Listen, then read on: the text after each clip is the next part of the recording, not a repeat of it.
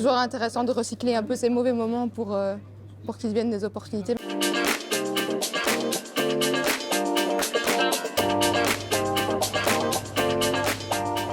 Donc moi c'est Margot Brancard, j'ai 26 ans et je suis indépendante dans le monde de la modélisation 3D depuis maintenant 4 ans. J'ai toujours eu une passion en fait pour l'immobilier de manière assez large et la Haute École Condorcet proposait justement cette option immobilier qui était assez intéressante.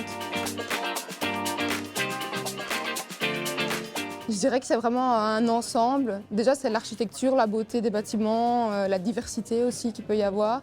Puis il y a tout l'aspect architecture d'intérieur qui est assez intéressant, créer des espaces, des univers pour que les personnes puissent vraiment être dans leur cocon. On avait fait un stage à l'époque avec mon ancien associé et on avait eu cette idée de se lancer dans la modélisation 3D pour mettre en valeur les biens peu attrayants. À l'époque, on était vraiment parti sur développer la partie B2B, donc avec les agences immobilières. Et pendant le Covid, elles étaient fermées. Et du coup, on a commencé à développer un peu nos réseaux sociaux, à faire de la pub. Et c'est comme ça que ça a commencé à prendre avec les particuliers qui se sont dit ok, c'est chouette, nous on est en confinement, on doit justement redynamiser un peu nos intérieurs pour faire des espaces de télétravail, etc. Et je pense qu'aussi beaucoup de personnes ne pouvaient plus voir leur intérieur à force d'y rester 24 heures sur 24. Et c'est là que le côté B2C en fait, a démarré dans l'activité.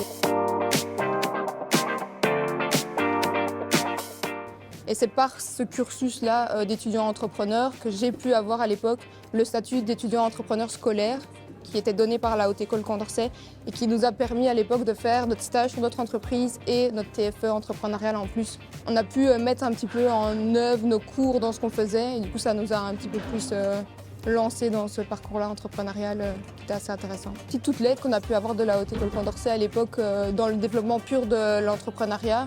On a eu de l'aide pour notre plan financier, ce genre de choses qui étaient assez intéressantes parce que c'est vrai que quand on n'en a jamais fait, c'est toujours un peu compliqué à comprendre et à mettre en place. C'est diversifié dans les tâches à faire. Il y a aussi bien le point de vue tout ce qui est comptabilité, finance, le point de vue créatif, parce que c'est vrai que dans ce que je fais, c'est besoin de beaucoup de créativité. Le côté communication avec le client, le démarchage du client, tout ce qui est aspect communication marketing aussi qui est important avec les réseaux sociaux.